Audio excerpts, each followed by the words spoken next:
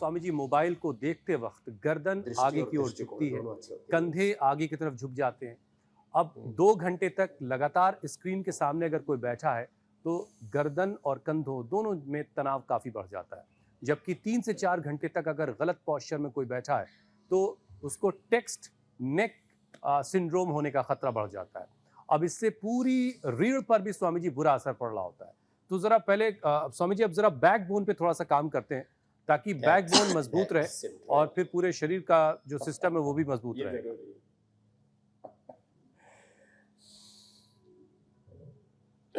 दो अभ्यास कम से कम जो कर सके, एक तो चक्रासन, यूं लेट करके यूं करना पड़ता है, तो इसमें तो थोड़ा सा फ्लेक्सिबिलिटी ज्यादा रिक्वायर्ड है। अब बच्चे तो हमारे पूर्ण चक्रासन कर लेते हैं, अब तो ईशा जी दीपिका जी सब, मीनाक्षी ज्योत्सना सब अच्छे से करते हैं इसको। तो अब तो हमारा अमित भी बहुत अच्छे से करने लगे, देखो बहनें भी कर रही हैं बड़ी उम्र में। इतना ना हो तो कम से कम ये इतना तो कर ले, ये बड़ा अच्छा है, इसी से ही काम। 2 अभ्यास ये, और फिर यदि 4 के 4 करना चाहे ना तो भुजंग आसन और मरकट आसन, एक तो यूं, एक ये 2, और ये तीसरा तिर्यक भुजंग आसन।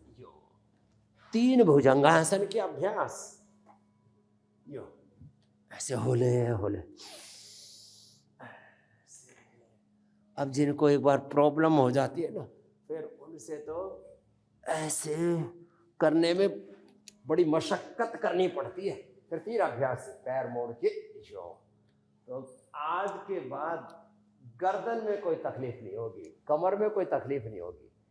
33 जो वर्टिब्राज है रीढ़ की हड्डी के, 33 जो मणके हैं, उनमें एक एक में एक एक देवता की 33 या 33 कोटि जो देवी देवता हैं, उनके साथ में जो कनेक्टिविटी है ना 33 कोटि देवी देवताओं से, मूलाधार से सहस्रार तक अष्टा चक्रा नवद्वारा देवानाम पूरा अयोध्या। जब ये शक्ति का आरोहण होता है तो देह देवालय बन जाता और सारी दैवी शक्तियों के आशीषों से हम संपृक्त हो जाते एक घुटने पंजे पास में, और पूरी रीढ़ की हड्डी एकदम टनाटन रहेगी और लाइफ धनाधन चलेगी ऐसे।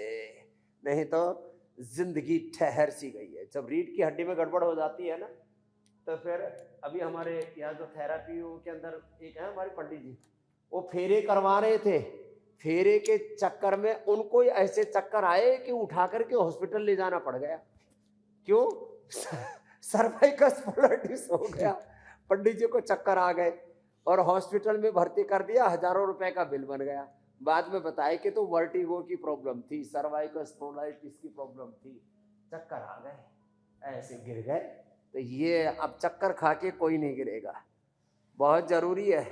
हाँ, सबके लिए जरूरी है। तो 3 अभ्यास मेरुदंड के लिए, तो उष्ट्रासन, चक्रासन, भुजंगासन और मरकटासन, ये इतना अभ्यास करने के बाद और खाली पेट पिरानिल गोल्ड खाने के बाद ऑर्थोग्रिड ले लो।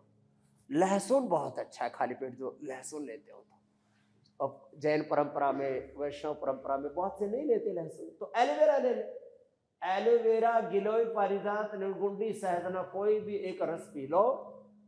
और खट्टी चीजें थोड़े दिन बंद करनी पड़ेगी। लोग खट्टा तीखा बहुत खाते हैं, लोगों की बॉडी एसिडिक हो गई मेरे भाई से। मेरी बहन मीनाक्षी जी, जिनको भी दर्दें हो तो सबको मैं एक संदेश देना चाहता हूँ, खट्टी चीजें, तीखी चीजें, एसिडिक चीजें बंद करें। बॉडी को एक्लाइन करने के लिए सुबह सुबह व्हीट ग्रास, एलोवेरा, गिलोय, पारिजात, निर्गुंडी, सहजना, कोई भी एक चीज, या गोधन अर्क, बॉडी को एसिडिक से अल्कलाइन करने के लिए यज्ञ की भस्म का पानी, ये एकदम टेस्टेड है सारे प्रयोग और बहुत साइंटिफिक है।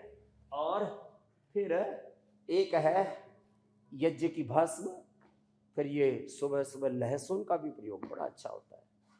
सुबह सुबह कोई ना कोई तो एक जड़ी बूटी अपने हिसाब से, आंवला, एलोवेरा, गिलोय, तुलसी, पारिजात, निकुंडी, सहजना, कुछ ना कुछ ले लिया जाए, तो ये रीढ़ की हड्डी का पूरा ताना बाना अच्छा हो गया मेरे भाई हुसैन। और परहेज भी बता दिया, खट्टी चीजों से बचना, नहीं तो बात खटाई में पड़ जाएगी। हाँ, इसलिए कहते हैं भाई बात खटाई में पड़ गई, तो ये खट्टी चीजें दर्द कर देती हैं और बात खटाई में पड़ जाती है।